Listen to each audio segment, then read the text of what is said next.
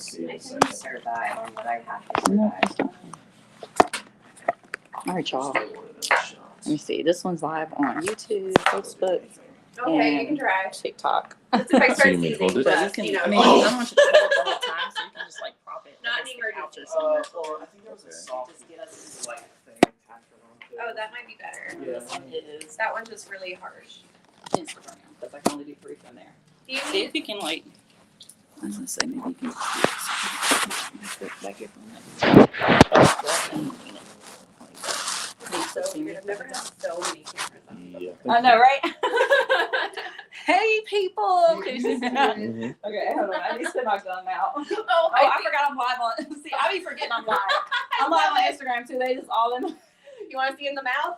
Right, exactly. I had to delete one time because it was in inappropriate shots. I was like, yeah, that was gonna get deleted. It was on. They just be seeing all the liveness. I don't know. No. Okay. Do what you need to do. I'll try not to look at it. I'll angle myself that way. Is that okay? We are behind the scenes. What's up, Cake Man in the house? Behind the scenes, we are live on Instagram. What I say? TikTok. What them other ones? That's what I do. I don't know what shot they got to get. Let me sit y'all over here on. Okay, so this is the Skirts Up podcast, y'all. Y'all getting some behind the scenes footage. So it's not gonna be the greatest shots, but it's behind the scenes sneak peeks. Okay, so if you want to see the real, then you just gotta tune in when the show airs, which will be. Do we know when that will be? He said he can have it ready to launch by Monday. Really? You know? By Monday, y'all. She is on it. Okay. He's on it. So, he's on. They on it, y'all. She got her whole team out here. So yeah, she says like I never had this many cameras on me at one time. Oh Get my. used to it. Moving on up in the world. We are live. Oh man. So yes, interview time. You want? You ready to start? Okay, can we test the mic real quick? Of course. How do you need me to test it? If you hit the the red button, and then we'll just say a few words to and then play it back to make sure that the sound sounds good. Because I just want to make sure. I'm a quiet talker, That's smart. None of this stuff is so shot right. Let me this move would be that me stuff. talking. Okay, I was just about to ask. Like, is any of Just this right stuff here, in and shot? it'll be good. And then I forgot. Is that recording? Yeah, this one is. This is my Oh, book. that works. So Okay. it's a published book, and that's where the show. I just don't want these all shot if you don't want to. Okay. Okay. That's pretty much sums it up. I think we can work off of that. Yeah, we can. Okay, you want me How to do Stop it. is this kind of how you like want to be introduced? What's No the last name. But my name. Yeah, I'm Gotcha. glad you asked that. Yeah, stop it. Actually, I can remember that. Yeah. You want that? to Okay, go. You just play say it? that all out. Okay, and then you want all the other. Oh, hit I didn't stop. look at the rest of it. Yeah, and then you can like click somewhere in that.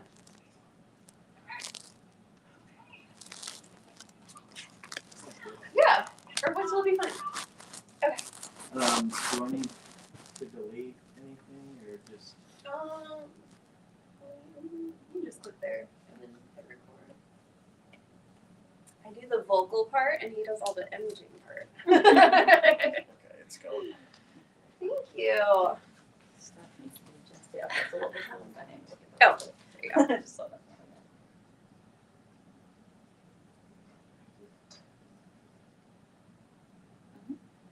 That was one at Auburn. Yep. I pretty much covered it. Yeah.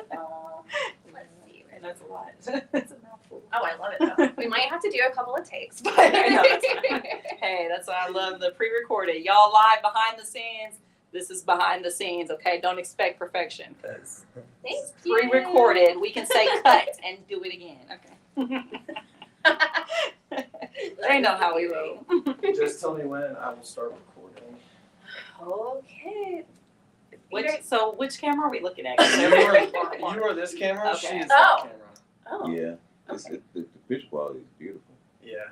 It's really, really clear. I mean, but I can. So like, there's no universal camera that No, it's we because should I- always be looking at. it's that. because she got into the accident, so I don't have that camera. Okay, no, that's fine. I just want to know, should I always look at that one, Yeah, or should this I is- sometimes look at No, hers? always this one. Always. She's always that one. Okay. Right. So you're gonna But I cut can back like and forth. Yeah, of course. Okay, that was gonna be my next question. I was like- We're conversing Yeah, here. y'all don't. Yeah, do Okay. you don't have to like look in the camera the entire Just when time. we're talking to Yeah, the just audience. if you're talking to the audience, Okay. this is something that you would look into. Gotcha. She would look into this, and you would look into that. Gotcha. This Okay. is like Good Netflix. to know. I know. Yeah, it looks Hey, amazing. Netflix. Hashtag. Better than Netflix. The last show I was on, they compared it to it. They were like, "This isn't Good Morning America." And I was like, "No, it's better than Good Morning America." Yes. I like to always. speak life into people's stuff. Okay. Thank you. Okay. All right. Let's see how many times I have to say this before we can keep going. We'll start recording now. Okay. 3, 2, 1.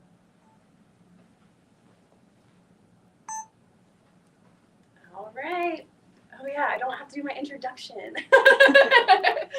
Oh, actually, I should for your live. Might as well All right, let the people know. we'll do it. So, what's up, Skirts Up Squad? It is Samantha, and Melissa's not with us today. She got into a car accident, so I'm riding solo for my first time. But we'll make it. We'll make it through. Today, I have with us Vitel. She is an Atlanta native. Already messed that up. You're psyching yourself out. I am. I always do like a little. Gotta get the You giggles gotta out. get the giggles out. Oh, good. All right. Today we have with us Miss Vitel. She's an Atlanta native, activist, model, author, but most recently she is the director, writer, producer, and actress of her own show that is on tour right now called 9Lives. And I flipped out the whole time, but it's fine. Thanks for joining us. Thank you. Thank you so much for having me. Of I'm so excited course. to be here. Sorry my other half isn't here. She's a little better too. Yes, definitely keep her in my prayers. I'm so sorry that happened to her. And I'm hoping to meet her one day soon. I'm hoping I can drag her and we can go to one of your shows. Definitely. So speaking of your show being on tour, 9Lives, you have one in Atlanta coming up. Yes, absolutely. So the next one in Atlanta is on March 8th. Yeah, and we still have 5-6 cities to go. I'm kind of losing count at this point. It's a 9-city tour, so it's a little Oh, how overwhelming. appropriate. 9Lives. I know, right? Was To that see on how that purpose? happened. Nothing I did was on purpose by me, but I don't believe in coincidences. And this Aw. is very much a God ordained show. And so when he does stuff like that, I'll be like, oh, I see what you did there. Yeah. I like it. All right, so your show is based off of a book that you wrote. Yes. When did you write that? So this is I Am a Poetic Ensemble, and I wrote it during the pandemic, I would say. Oh, I was writing it for a long time. So the question isn't when I wrote it. The question is, when did I push the button and actually publish it? That's Now right. that was during the pandemic. I can tell you that part. So so that happened during the pandemic, and literally when I published it, the world shut down. So I apologize for that, people. But this is definitely a movement, and it's a memoir story of my life, written in poetry format. It's a self-help book because I'm talking about my traumatic experiences, the things that I've gone through. And people who can relate and resonate with that, they can go to the back of the book and see the self-help section that has notes and references for anybody dealing with any of the topics in this book can find the help that they need there. I love that so much. We like to have people on, we have therapists on, we have all sorts of professionals on, and we always love when they're like, well, you don't have to have money to get help. Like, That's right. here's the resources. Good. And yeah, a lot of people don't know that you can like get therapy for, really cheap for free. Like if you need it. It's possible. Yeah. So that's what the book is all about. And so the show 9Lives came from that. It kind of became a one-woman show because of the pandemic a little bit. Because, obviously during the pandemic, I wasn't able to hire a cast and a crew and makeup team and wardrobe and all of the things that we normally have. And I just had to be all of those people. So I'm actually playing a little bit more than 9 lives. Oh my 9 gosh. lives is what you see on the cover of the flyer and what you see in the show. Those are the characters. But behind the scenes, if you think about it, I was my own camera person. I'm setting up all the tripods and filming myself and doing all, and my own makeup crew and wardrobe, just everything that had to be done. I was doing that because, you know, we were quarantined. Well, I'll give credit to my kids too, because myself and my kids were doing that. They were not wanting to do that really, but you know, it all came together. We made it work. That is so beautiful. So no matter what, if you want something, you can do it and make it happen yourself. Yeah, and I'm the type of person, honestly, that if I get pushed back, so like, you know, when I kind of tell the enemy, I kind of threaten them a little bit. I'm like, you're gonna have to try harder than that to stop me from writing this book. And then literally the whole world shut down, and I was like, dang, he's trying really hard. So that's kind of how that happened. But that's like the best. But that made me like more, you know, when I get that adversity makes you just go harder. It's like, okay, now I'm at war, and now I got to fight back. So, you know, a lot of us, adversity makes us just better. It does. Yeah, and if you don't have that, you're not growing. So it's important. So at what age does the book start taking place? Oh, that's a good question. I want to say it's a memoir of my life, but I started collecting, I would say, journal entries. So I've been journaling since I was a teenager. But here's the thing, I can't really remember much before I was a teenager, before that time period. So probably my oldest memories that I can really piece together are like middle school going into high school. Okay. So most people they can remember elementary school, they can remember their teachers' names, all of these things, but that's actually a trauma. Exactly, trauma brain. I haven't heard it called that before. I got trauma brain. It is a symptom of trauma, and I'm going to start calling it trauma brain now because that's exactly what it is. Thank you. Yes, that was great. So yeah, it actually, your brain works to protect itself and makes you forget a lot of the stuff. So that's really where, even with writing the book, I had to go through therapy. I almost went through hypnosis, but I was like, yeah, this is a little uncomfortable, you know? Yeah. So I just went through like relaxing and trying to remember stuff therapy. And so I was able to piece together a lot of memories between that and talking to other family relatives and stuff. And then my journal entries. So I kept journal entries and things like that. Unfortunately, we didn't have smartphones then. Yeah. So if I had had a smartphone, I'm sure I would have had a whole YouTube channel about the nonsense I was going through. But, you know, I probably wouldn't have been going through it because I'd have been YouTube famous at that point. But, you know, I was writing in journals with a pen and paper. This is what we used to do back in the days, folks. For those of you who don't know what a pen and paper is. I still do. So that's where the book really came from. And so the journal entries, I want to say, started around high school. But I reflect back on times that I don't really remember and things that I was able to piece together. And so, yeah, it started back further than that. Yeah. Hopefully that answered the question. No, that does. It's hard to pinpoint a date. No, it does. So what I'm hearing is that it sounds like a lot of the complex trauma probably started 8 years old, somewhere in between that frame, because I know that the brain at 8 years old is when you've absorbed all of the stuff. Yeah, I found that out as I was going through my healing process and going through the process of writing the story. I didn't know that the first few years are what really makes who you are, scientifically proven, I guess. And so when I found that out, I'm like, that makes so much sense why I'm like an old soul, first of all. I relate more to my grandmother than anyone. And I found out in doing my research that my grandmother actually had me the first 5 years. And I'm like, it's all making sense now. I thought I was just adopted or an alien or something because I'm nothing like any of this family. You know, that's how I felt that my family I was not related to anyone. And so, yeah, it makes sense that explains why, you know, my 83-year-old grandmother is my best friend, and that's who I relate to the most. You know, one of the things that I can rant on forever is what they don't teach you in school, and one of them is mental health. Like, I feel like, why don't we learn about mental health? Like, we shouldn't be 30 years old learning about what your attachment style is and how you get that. Right. It's literally one of my biggest pet peeves. Like, just got goosebumps. Yeah. You actually gave me goosebumps when you said, and that's why I had to say I had to say it out loud as you were saying it, because that's why it's so important for people like myself and people who are telling their stories and finally speaking out. Like, you're seeing more celebrities coming out about mental health and making it a norm. And so, yeah, it will be taught in schools eventually. I believe that. Like, it takes for all of us to work together and make a difference and show how important it is. It won't be immediate, but Yeah. just think like Work in progress. you gotta start one generation, Right. and I'm sure it'll be a lot of butting heads and Exactly. you made me this way. Right, right, But, like, exactly. no, I mean it doesn't matter what you do. You could be the perfect parent, and you're still traumatizing your kids. That's true. Yeah.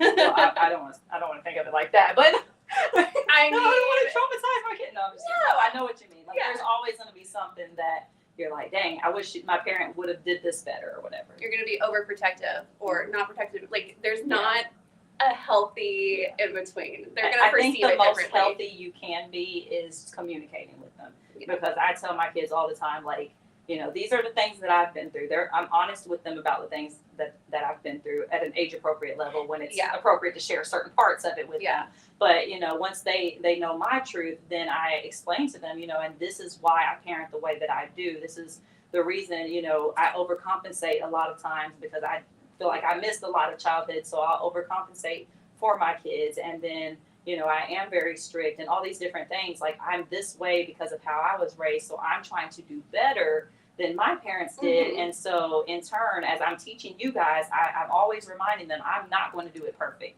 I think that's the worst thing parents can do is think that, you know, they tell their kids, well, this is what you got to do because I said so or whatever. And then when the kids come to you for an answer, you have to have that answer. No, you don't. Sometimes the answer is, I don't know. Because I just don't know. You know, I'm learning too. And so the kids understand that you're not a perfect being. They don't expect you to be perfect. They don't, you know, set these high expectations for you. And you've told them from the very beginning that I might get things wrong sometimes. Yeah. So you have to let me know if something that I said offends you or hurt you. Like that's why communication is so Yes. important at all ages Mhm. of all of our lives. And I think I did a pretty good job with that. You know, I guess we'll see when my kids are grown if they say, my mama used to do, you know. There's gonna be something. Yeah, you know, so I do the best I can, but I think that's the best you can do is just be honest about it and, you know, let them know I'm trying to do this because of this and hopefully I get it right, you know. But if you have a problem with something, let's talk about it. Yeah. And sometimes the answer is, well, at this stage in life, I have to make the best decision for you. So that's, you know, that's it. You don't know how to think right now. Right. It's It depends on what, you know, what age, and, you know. I had to tell my son that the other day, so you can tell it's kind of hitting close to home right now. It's like, you know what? At this point, I'm making the decision. He's 17, going on 20 something. I have to tell you, the 12-year-old, the boy at Teenagers. 12-year-old, I was like, They who know are you? Everything. You see my eye twitching right here? Like, teenagers, man. Oh, man. What's That's so easier, silly. girls or boys? Oh, that's a good question. So, I think that it's boys. Really? Me personally. I asked a lot of other parents that have both. But for me, I had two boys that were practically twins, 16 months Mhm. apart. And they were so much easier than when the girl came along and she's like 12 kids. So, and, you know, and I have all of my nieces and nephews. I have all of them together a lot. And when I have all 8 of them, there's still this one that is my girl that I birthed that is like, how are you louder than all 8 of you guys? There's always the one. So yeah, I think maybe it's a personality thing, but I think it might be that boys they're a little more chill. Yeah. Girls are demanding and they need a lot of things, and then they need things to match all the things that they have. So yeah, it's a lot. I'm not there yet. I think that How old's your girls? the girls, I have a 3-year-old and a 9-year-old. Okay. They're best friends. Okay. And they are very feisty and funny. So your and 9-year-old she doesn't think she's 18 yet? I mean, she gives me attitude Okay. and like acts She's like getting she's got the whole world. Yeah. But See, that's what I'm not used to. And then the girly stuff where like she sees an ant and she's crying, and I'm like, it's an ant. You're bigger than it, you know. yeah, And then, there's that. yeah, I had to adjust because I feel like I'm a boy mom, and then it's like, okay, now I gotta adjust to this girl stuff. So it's like if she gets hurt, I'm kind of used to, girl, get up, you know, like, Yeah. you're all right, get on up. And I have to be like, oh, she's a girl. Let me just baby her a little more, and I have to intentionally be like, Yeah. okay, come here. Okay, I'm so glad I'm not the only You're one. okay. Like, it's like I have to work really hard at it. I was a tomboy growing up. And That was me, yeah. but the problem is that my boy is not a tomboy. Like, Really? yes. And so, like, I remember this one time I was like, yes, okay, so this is going to be cool. We're going to go to the park. We're going to play football. And I remember I was at the park, and it was really, really busy. And there's dads everywhere playing ball with their kids. And I was like, all right, I'm going to teach you how to throw a football. And I go to throw him the football and like nail him in the face. And he's crying. And I'm like, oh, it's okay. It's okay. Get up. We're going to do this again. Round 2, black eye. And I was like, and we're going. Oh my goodness. I was like, okay, not for you. That is okay. Right. Yeah, so that's me too. I was definitely a tomboy, so I needed the boys first. And Yeah. I feel like I got exactly what I asked for in the right order that I wanted. So I was like, Lord, the only part that didn't line up is I definitely prayed that I did not have a girl until I was rich enough to have a girl, because I felt like she needed everything. Like I literally planned on by this time in her life having a whole room in the house that is a Barbie house, like that you walk into it and you're inside of Barbie's house. Yes. And so Is that a thing? I still want to do that. So if she's, 18 by the time we do that, then we're going to be an 18-year-old and I'm not going to tell my 8-year-old playing with Barbies in the big Barbie dream house, because I've dreamed of this since I was little. So now that I can afford it, we're doing it. All right. So if you don't like it, you better have some kids at some point then, because then I'll There's have always grandkids to grandkids. play. Yeah, like somebody's playing in this Barbie dream house with me. Oh my gosh, that is a girl's dream come true. Yes, absolutely. So where did 9 Lives come from? 9Lives came from, gosh, that is a Loaded loaded question. question. Yes. We are Brains are on right the- now. Our brains are in line. We're Is that in like the a vein. trauma sink? Is that what that is? No, I think, you know what? I think, like I said, everything with this show and surrounding this show is so divine. I believe in divine connections. Everything happens for a reason. And so even my assistant who sets up all these interviews and stuff, I trust her that she is in the vein. She's on it. So wherever she tells me to go, whoever she's telling me to meet, I don't need any more details than that. I trust that she lined me up with you for a reason. She saw something you were doing and she said, hey, this makes sense. And so, yeah, we're divinely connected. So that's what that is. But yeah, no, that's where 9Lives really comes from. If you put it just vaguely like that, then I can say that it's divine. Like it really comes from God, because I watched this show and I've seen it. I'm sure we've done it more than 50 times. I lost count after this point. Yeah. But every time I watch it, I'm like, it's a whole different show to me. Mm-hmm. And I'm amazed with it every time, even though, yeah, technically I sit there and wrote it and, the thoughts came through my brain and through my fingers on the computer and I lived it. Yeah, it's like I'm telling what I actually lived, but it's like I can't make this stuff up, and just for it to have been pieced together to where there's 9 different characters telling my one story, and, people think it's about split personality disorder. It's not that. It's not that. It's just really, some people, they're like, 9 Lives, also she's got split personality. No, it's not that. It's just sometimes I feel like I have lived multiple lives because I've been through so many things in one lifetime. So really it was just a matter of me not being able to play all of the characters, or not be able to hire all the characters. So I had to play all of the characters. Well, that brings up my question. Is it all of the characters are you, the same person, or is this like playing different characters, like a Tyler Perry playing all the things? So I am playing completely different characters. So they all look different. Why they look different. Yeah, they all look different. They have completely different personalities. And that's why I said when I watch it, I forget I'm watching me. Like that's how divine this show is. It's like, dang, I forgot for a second. This is actually me and my story that it's telling. That's how disconnected I am from it.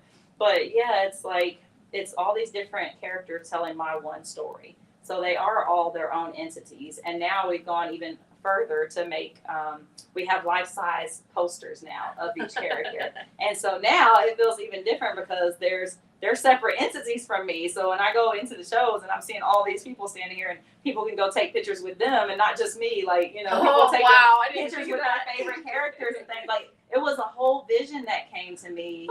And it literally happened in 3 days. It was like, that part in itself was just a whole miracle. I got to tell you a little bit of that testimony because when I walked into, we're on this world tour. So we had Orlando was our first stop. Then we go to the Birmingham show. We're getting ready for the second show in Birmingham. And when I walked into the building, I literally saw like the vision of all these different characters standing up to where people could take pictures with them and stuff. And I didn't even hesitate, like, is that even possible? What does it really take to get to that point? Like, how can I make this a reality? I just literally started going, like, this is what it's going to be. Mm-hmm. And I started telling the team, this is what we're going to have by the Birmingham show. Now, mind you, we're a week away from the Birmingham show. So I don't know what I was thinking, but that's what happened. It was like I literally just spoke it out and I said, "This is what we're gonna do. Let's make this happen." And didn't have any regard to how that's going to happen or how impossible and crazy that sounds. So I reached out to a few designers and I designed myself, but it would have taken me months to do the work that I was asking them to do. Right. Because first of all, if you can see on the flyer, the pictures are from here up for the most part. They're like from here up. So there's no bodies. Yeah. And I saw full size standing banners. So how am I seeing something that doesn't exist, right? Right. But I'm like, hey, we live in a world of AI. We're going to figure out how to make this happen, right? So I reached out to a few different designers like, hey, can you make this happen for me like 3 days ago? That's basically what I'm asking. And everybody's like, nope, that's impossible. And I'm like, okay, that's what you think. Moving on to the next. And I just kept going, expecting somebody's going to say it is possible. And I don't know, like still looking back on it now, like what made me think that was possible, But I kept pushing and somebody did it. Like they literally, when I told them, hey, I want these people, but I want them standing full size. So whatever you got to do to make their bodies, do that. And I kind of just told them what they were wearing in the movie and they made their full bodies and they matched what the movie has and everything. And he sent it back like 5 minutes later. He's like, is this what you mean? I'm like I could see the vision. It's like creative people know this. I know I'm speaking to all the creatives out there. Like, when you have a vision in your mind and you're the only person that can see it and you're trying to tell everybody else what this looks like in here, like it's so frustrating because you can't even explain it really. It's like I'm trying to put it into words so that you guys can help me put it together and make it happen, but it's impossible to. I always sound like a crazy person. Yeah, like I know this is sounding crazy coming out of my mouth, but I'm telling you, when we get there, I'll tell you that's what I saw. And I'm just knowing we're going to get there. And so when he sent that to me, I'm like, that's how you know you're in the vein with somebody, because he knew without so many words what I needed and what I meant. I didn't have to over explain or describe so much. Like he got it. And so it's like, that's why it's so important to recognize the people that are for you, they're right here with you. You don't have to, if you have to over explain too much, they might not be for you. Keep it moving, because there's 8 billion people on the planet and somebody's going to get it. And that's the real talent. Man, he got it. He sent it, and I was like, that's exactly what I meant. And so by the next day, he had all of them designed from head to toe. And then it was like, okay, we have them now. This is actually happening. We have a few days to the show. How are we going to get somebody to not only print these things out for us before this Saturday? Oh, that wasn't even included. Exactly. Oh, no. He didn't print. He just designed. I'm like, it's Wednesday when I had the vision. By Thursday, we had the people. The show is on Saturday. You see how impossible I'm thinking right now? Like, this is impossible. Yeah. But I was like, but we're coming this far, so it must be something. God's going to work it out. Gosh. And so we started, the team, we just split up. We got a compilation of all of the phone numbers for all of the print shops in the whole region of Birmingham. And we just split up the numbers. You call these people, and we're just all calling. And finally somebody bit. And mind you, I didn't just want them to print them. I wanted them to print them as a sponsor for free. Yep, I know that struggle. I'm like, whoa, I'm thinking some impossible stuff here. But yeah, the one that responded back to me, now they did say they can't completely free sponsor it. But when I tell you the people who gave me quotes, it was like $2,500, $2,000 something, whatever. They were high up there. And I'm like, God, you're going to have to do something. So even though they didn't sponsor the full amount, they got the price all the way down to like $500. And I was like, we can do that. We're going to raise this money. I start going online. I'm like, hey, y'all, this is what we're trying to do. We're going to do this by the show on Saturday. Like, even if it's Saturday morning, whatever has to happen, we got to raise this $500. Let's go. And people started donating, and we made that $500. These people were working on stuff for the Super Bowl. Like, this is when this was happening. Whoa. They dropped everything to do our flyers and had our banners and had them printed by that Friday. I walked in the door on Friday, the day before the show, and I'm like, I want to say I was in tears, but I literally could not cry because I was in shock. Like, but you could see that I was like, whoa, like this, to go from thinking it on Wednesday, designing it Thursday, having it printed by Friday, that does not unheard happen. of. That is so unheard of. And then the show is on Saturday. I'm like, we literally have these people standing here now. And it means so much. It goes so much deeper than just the posters. Like, they are so separate from me now, like that's a deeper healing thing, just to be standing there looking at all of them and thinking about what each person represents. Yes. Because one of them represents when I was homeless living in the car. One of them represents when I was kidnapped and trafficked. One of them represents the childhood trauma that I can barely remember. They all represent a different part of my life. Yeah. But then they're all their own entity now, and they all have their own testimony to speak to people that are going to see themselves in them. Mm-hmm. Like, wow, it just hits so different. I can imagine. Yeah. You've accomplished a lot. Yes. Nothing but God. You see how I can't even take credit for it? I can't even take I'm like credit speechless. for I'm this. like, I have no idea. For real. It is the impossible, and you and your team made it happen. How were you able to get a following that was so willing to also step in and help you make your vision come true? Oh, that's a great question. Nobody's ever asked me that before. Thanks. Yeah, I know, right? As many interviews as I've done, I've never been asked that. So I would say, like, just being transparent. Like, I can't be anything but me. I don't know how to be anybody else at this point besides when I'm acting, But I am very transparent with people. There's people who's been following me for years. I've been just going hard, being as consistent as I can be with the social media. It's hard sometimes to juggle the social media world, Yes. and then you're out here in real life doing the thing.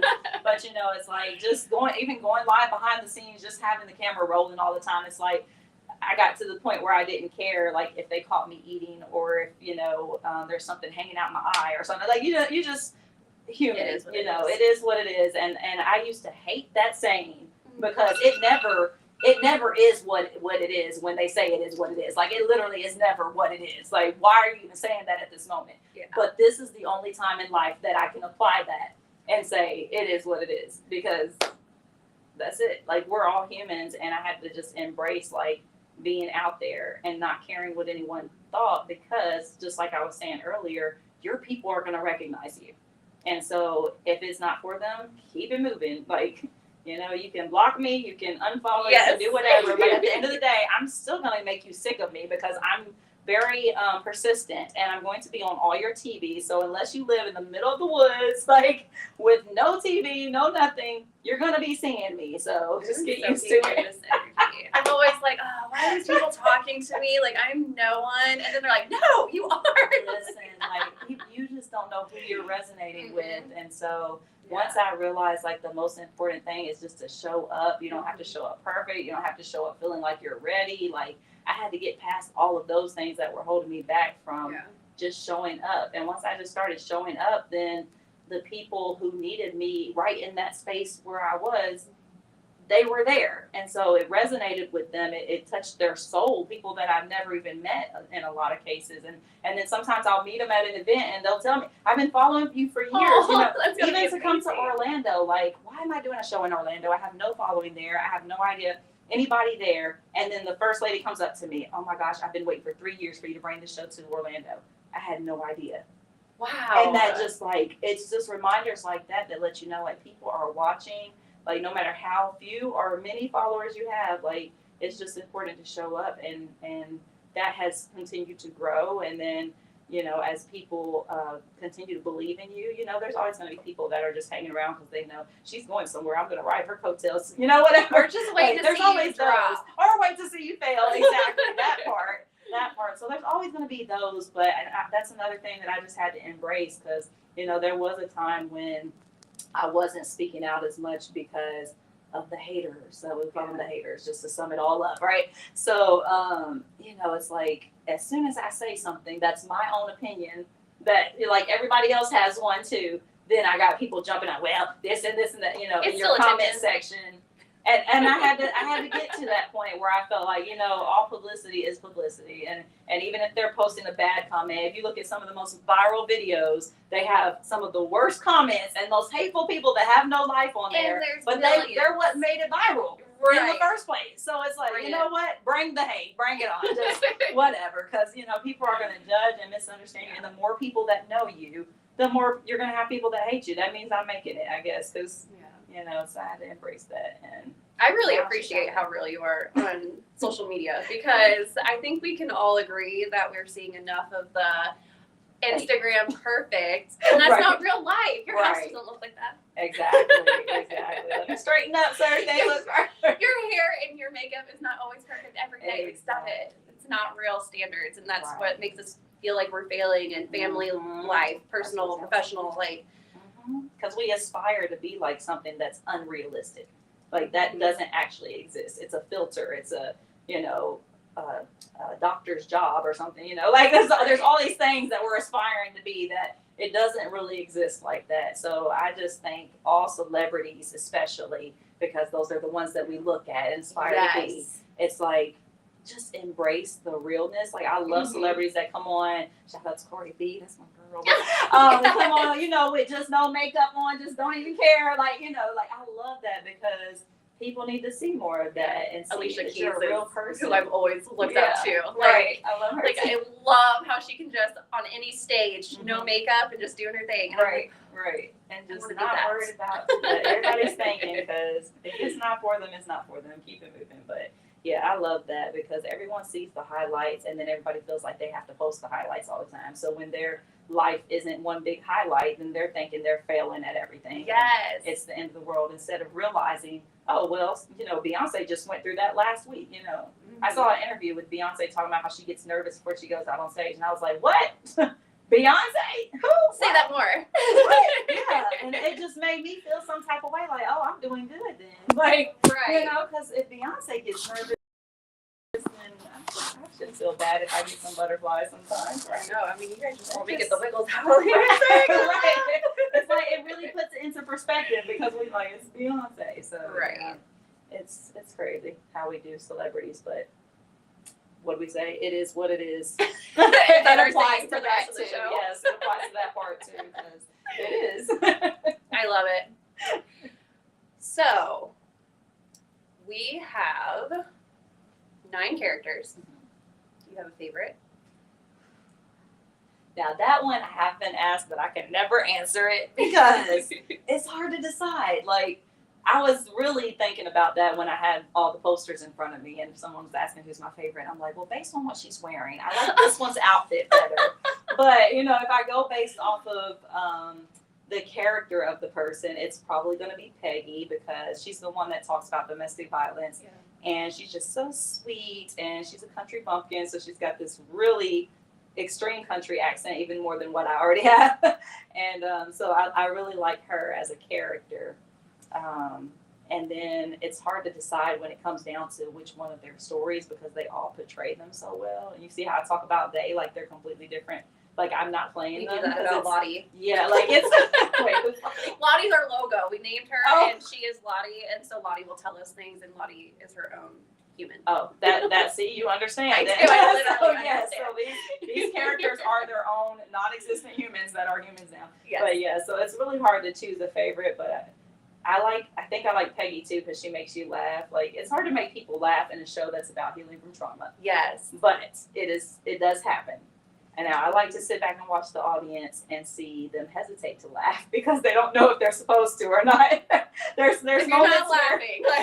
there's moments where I'm watching them like, let me see if they're gonna laugh, and they're like, I think I'm supposed to laugh at this, but I don't know because the topic, the subject matter, it's hard to decide. So that's an interesting process to see the audience go through.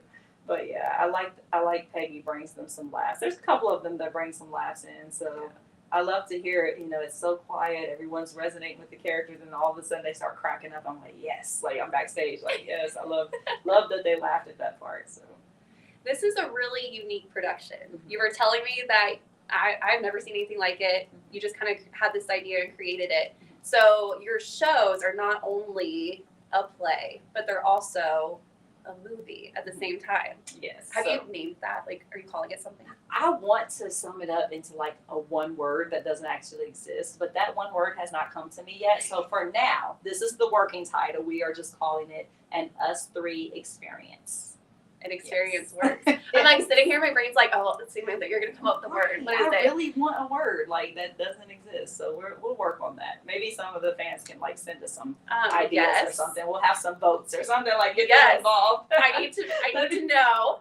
What is a movie / play? Because it's not even just that. It's a It's a movie and a memoir. play.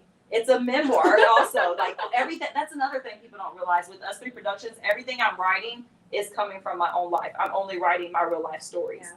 So I have enough of them to last me a lifetime of producing movies and books and everything else. So this is just the sampler. Like every single poem in this book is going to be its own movie in itself. Wow. Because I have to expand on that now. So it's really a movement that you have to follow in order to know what's even going on or understand the next part of it. You have to start here. So this is it's an experience, it's a movement, and not only is it a play and a movie, but it's also got concert. There's a little bit of concert in it. Are you playing There's the some instruments? dance going on. No, I don't do instruments. That's the only thing I don't do. But I don't have the patience for it. Sorry, I tried. I got to Mary Had a Little Lamb on the guitar and the recorder from school. Yes. Yeah, I got hot cross buns. That's about. There you go. Oh yeah, I did get hard Done. cross buns. That's on my list too. Yes, I got those too. That's it. I accomplished something. There we go. I can't. I just don't have the patience to sit there. Like you have to sit still to play music. So I admire people who can do that. But yeah, so that's the show is just it has every genre of everything in it. And I personally am the type of person I don't really like plays. And I hear that from men a lot. A lot of men say, I don't like plays. I'm not a play person. And those are the people that are my target audience, personally. People who should not like my show, but they leave up out of that show, or I see them crying in the audience like, he's going for that tissue. I gotcha, or, and they leave out, they have this interview and they're just like mind blown. Like you can just see it on their face. They don't even know what to say. They're just like, I was not expecting this. Is not what I expected. But how can you don't know what to expect because it's always going to be something new, and every single show is a different experience. That's another thing, we don't rehearse at all. Yeah, we do not rehearse at all. Oh my gosh! We so just. are there bloopers like pray. in the middle of it? No, it's not. If there's a blooper, you would never know it. But yeah, and I honestly don't know how I get up on that stage every time because it's always so Were you frantic. in theater leading at up to school? it, but I was. But I don't think that has anything to do with it, honestly. No, it's not that. Because I never, I don't even get a chance to, run through the lines unless I'm driving. Like, sometimes on the way there, I'll be driving, trying to run through, but I don't even get a chance because then the phone's ringing, I'm answering the phone and all this stuff. So I'm like, by the time it's showtime, I'm like, oh my gosh, the audience is walking in the door right now, and I haven't even looked over I'm like, okay, let me just go refresh my memory real quick. And I can't believe that I get up there and not anything. Like, that is I don't know. amazing. I don't know how I do that. And then there's some parts of it are improv, and I have to just really trust the other actors that I've brought on because this has expanded to more than a one-woman show now. So I have guest actors that come on, and so yeah, it's I have to trust them because we have some choreography and some, I'll say, fight scenes. Yeah, it's a lot. So I have to trust to get beat around with no rehearsal. Smacked all around the stage. Yeah. That brings me to another big question. I'm gonna clear my throat though. Okay. I've learned that I'm allergic to Atlanta. Yes, I went to DC most people are. and magic. But I still don't want to live in DC. Right. That part. I don't even want to go to do a show there, honestly. But not that, all my DC people watching, get those tickets. I will be there. Y'all just need to give me some incentive because I'm not really enthusiastic about that. The people are great. The people are great. The driving, the traffic is worse than Atlanta, and I'm not going to do that again. We're going to be 20 minutes from the White House too, so I can only imagine the traffic in that area. It's great. Get a driver. Yeah. So, like you mentioned, this is a memoir of your life, and this is a very vulnerable, very personal story. And I think that there's not very many people that could just honestly share what you've been through. How did you get to the point to where you felt safe enough to share it? And how does that affect you each time you watch it? Good questions. You are so good at this. Oh my God, thank you. You need a promotion. Can I start making money now? That's why I said promotion. It's coming. It's coming. Gosh, let me stop before I forget the question. Lord, me and this ADHD over here. So, how did I get to? Okay. First of all, lots of therapy. That's the main thing. seek professional help sometimes, especially when it's a lot. Like, you got to be honest about it. This is a lot for one person to process.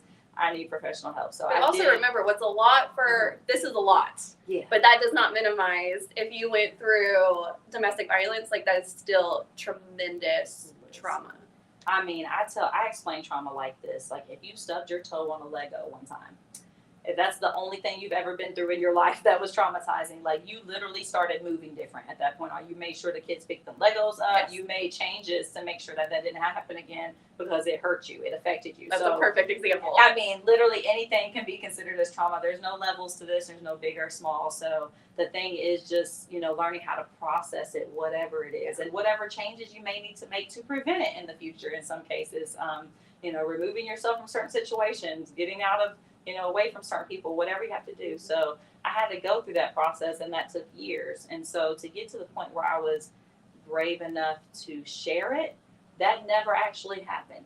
I just had to kind of force myself to push the button. Like, that's why I said earlier when I said I'd been writing the book for a long time. It was a different story when it came to I'm actually about to release this. And as soon as I hit this button, there's no turning back. So it was just kind of one of those things like, okay, just push it, and just walk away and like, I really just did that. I just did that. And now it's, it's out there now. So I am holding my breath. So yeah, it was never, that's why I said earlier, like, you can't allow yourself to feel like I have to get to this certain point before I do this. Otherwise you'll never do it. Right. You have to do it scared, and then you just keep doing it. And I'm doing this tour right here. Like, even though I've done this show more than 50 times now, been requested in lots of different states, even other countries at this point. That's why world tour. Countries. Yes, other countries are requesting. Africa, what is the one that starts with a C? The I'm not gonna make them Dominican Republic. It's a few of them that they're requesting this. And so anyway, like, I've done the show so many times, but it's still the tour itself, the 9-city tour, is terrifying. So when you see me doing this, I may be making it look easy, but I'm doing it scared. Because I literally, it's such a faith walk. I literally have no idea where first of all, when I first got the idea for the world tour, I got the cities and the dates and nothing else. And so I had to move forward knowing this is something that God is calling me to do. I truly believe that. And I had to start taking steps. So I like to describe it. I'm a visual person, if you can't tell by now. I like to describe it as an invisible staircase that I'm having to walk up because God told me that it's there, even though I can't see it. And I'm expecting for that staircase to appear as soon as my foot plants down on it. And that's what's been happening. So when we set those dates, we did not have locations locked in. We put out the ticket sales before it. We did not have where we were going to do the show. We didn't have none of this details in order. Where are we going to stay when we come do the show? How are we going to pay for this? None of that was figured out. I have to. I can't even say past tense because we're still in the middle of this tour. I literally have to trust God along the way, every single step of the way, and it always works out and falls into place. And you would think that it would get easier every time. Because, hey, God did it the last time. Yeah. Okay, we got this next one, right? We're 4 shows in now. Here we go. But no, my faith just gets stretched even more because the shows keep getting bigger. They keep getting more important. We've got, for the Atlanta show, we've got some big names supposed to be in the building. And I'm just like, oh, the pressure. I'm so excited for you. Yeah, it's like, it's just getting bigger and bigger. So I have to, I'm nervous. I'm still afraid every single time, but I still do it. And that's what matters. It doesn't matter if you're scared or not. It matters if you're doing it or not. Yes. So how does it affect your emotions to see yourself doing this and to be putting yourself through it over and over again? That's a really good question because someone tried to stop me before from doing the show because they felt like I was making myself relive it and it wasn't healthy for me. But I prayed about that. I'm like, are they right? But then I realized no, it was part of my healing, first of all, to do the show in the first place. And so the first so many shows, it was healing and the healing happens even more each time. Now I think where I'm at right now with it, because it's so distant in the past and I'm so healed from so much that it's hard to cry on stage because I'm resonating with what I went through. I have to connect to the audience now and resonate with what they are currently going through. So it's the empathetic side of me that makes me able to cry on command and do all the things, because the audience is different every single time, and that's why the show's different every single time. I can literally feel who's going through domestic violence right now or is still healing from domestic violence they've gone through. I can feel like who's resonated with the different things, and it's always confirmed to me, because when I feel it, I'll hear that person say, like that. And you're like, oh, I knew it. I knew I felt her before she even said, you know, like, or they're like, amen, or whatever. Like, the audience is feeding me the energy that I need to reflect it back to them. So I'm not even reflecting off of my own pain or energy anymore. I'm reflecting off of what they're going through, and knowing that I can relate to that, and knowing that this is healing for them. So I'm not reliving it anymore. Like, I'm so healed. I'll be sitting back there watching it like, wow, this is very entertaining. Like, you know, this is an entertaining show now, because now I'm watching like the character development and just all the little details of stuff, and not getting sucked into the trauma part anymore. You know? So yeah, great question.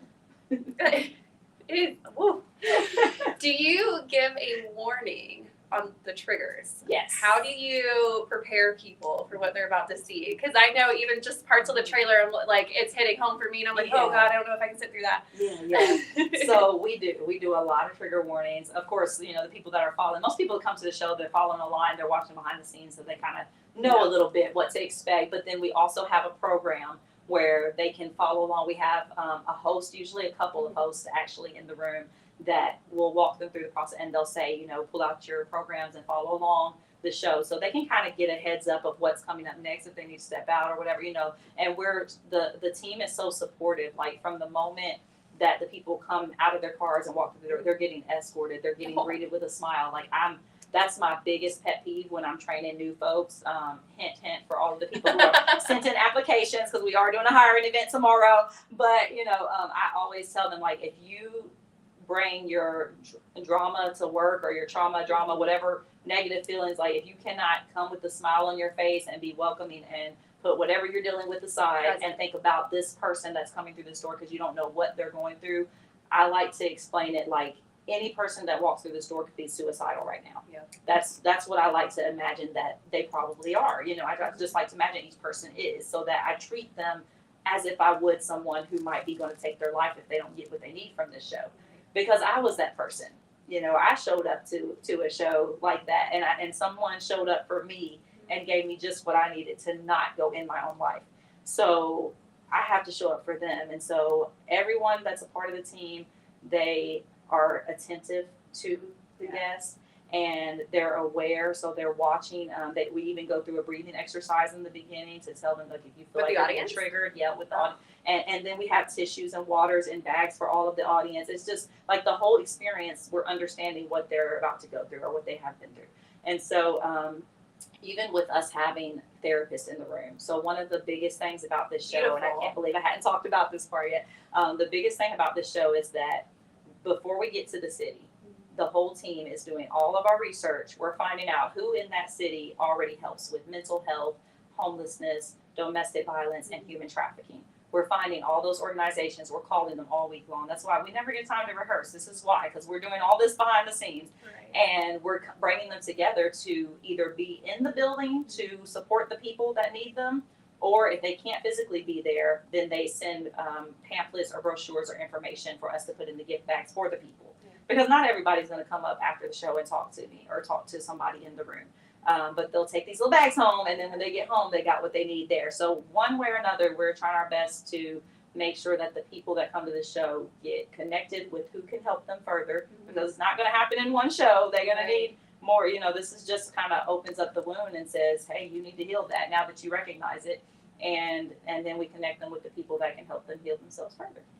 That's so beautiful. And that's really sharing resources. Because gosh, now that sinks in, you're doing this over and over again for different cities. So the information's not even the same. You're like redoing it every time. And so when one show's over, we're like, all right, we got to get ready for this next city. Right. And mind you, it's a lot of the cities I've never even set foot in. So like when we go to Washington, never been there. Texas, never been there. Oh. I'm just driving. Like when I tell you doing it scared, I literally was driving to Orlando crying. I'm like, but I'm going though. I'm just gonna cry my way there.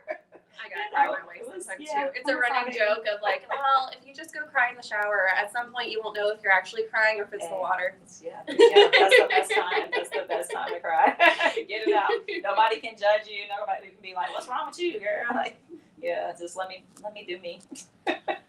Case, I can ask questions forever. Where are we on time? Right?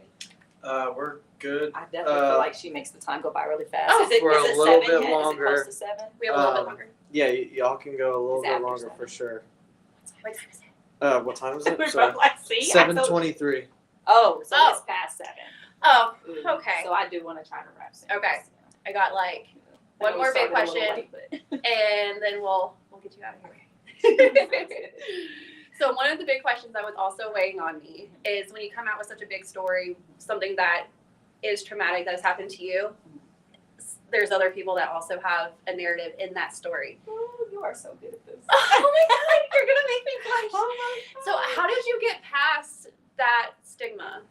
Because we all have a story, and I can guarantee you, myself included, it's because of the people that I know it's going to affect as well, and I'm going to have to deal with that lash.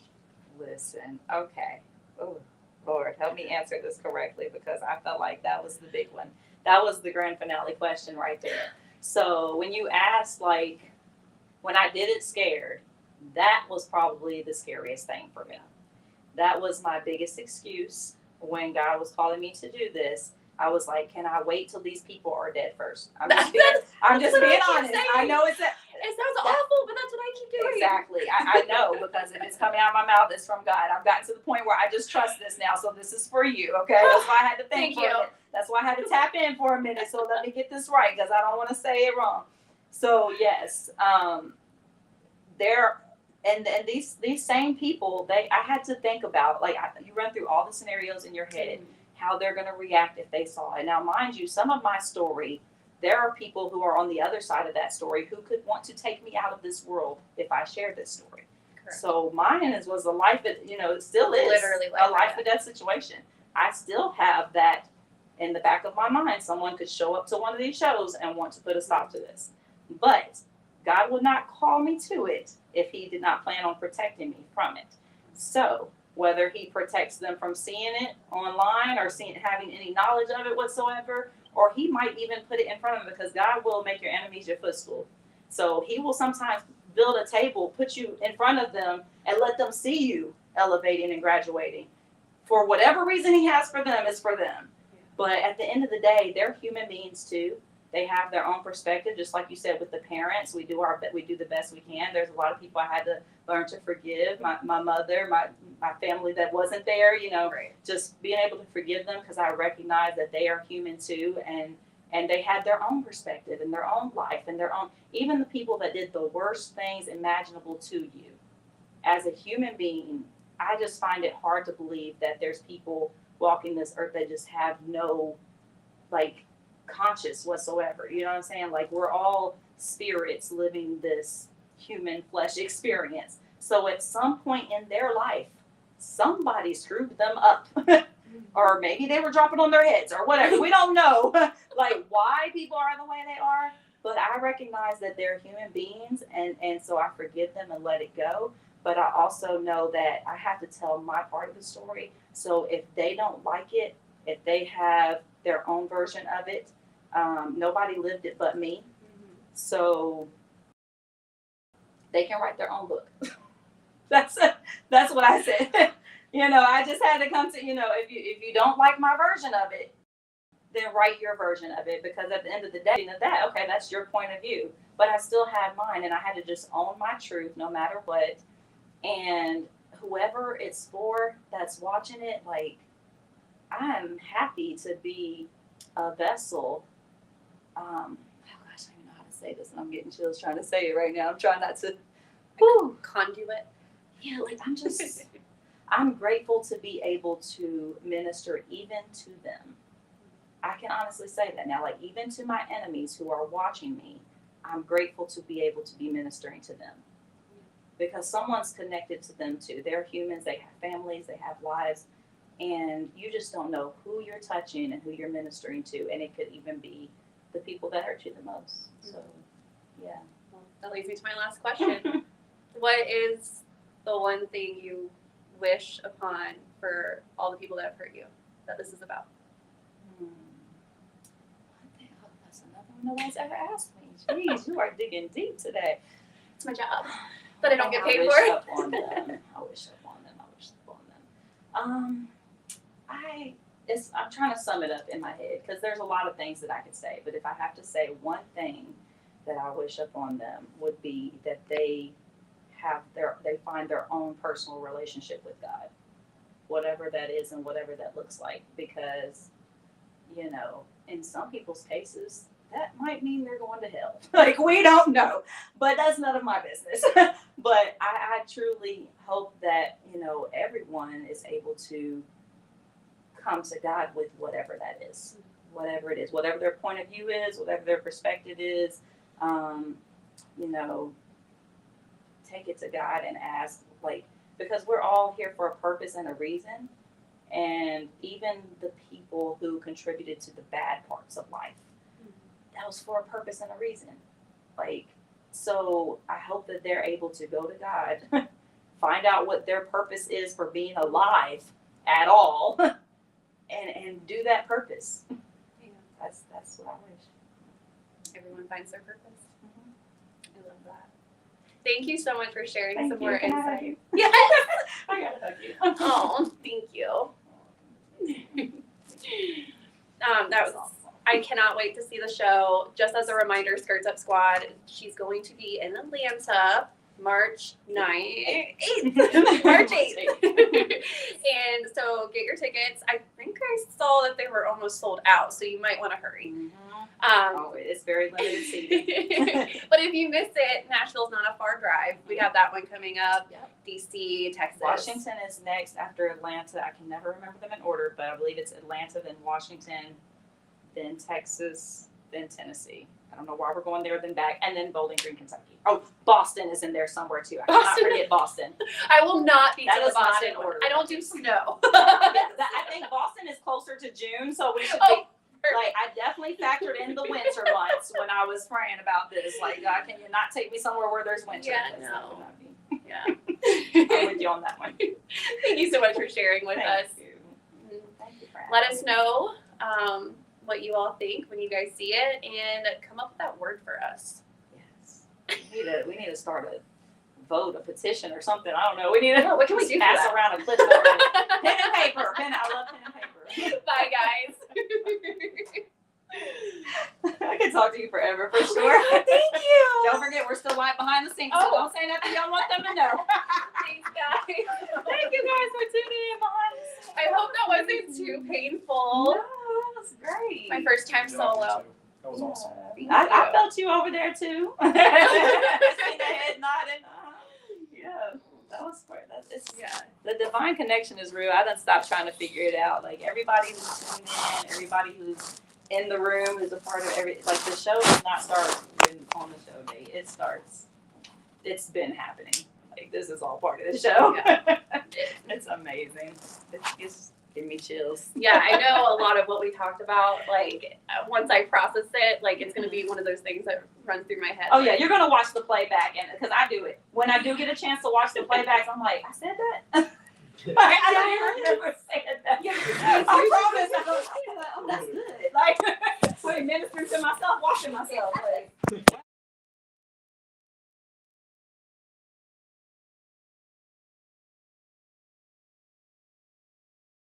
Really, Very really good. good. No, you didn't. It's still live. See, You're very bubbly. You're we're ending the very stream now. Okay, on all the other interactive, things. you're We're very ending it personal. on TikTok And I as love the well. fact Wait, that this you're is not talking to the TikTok.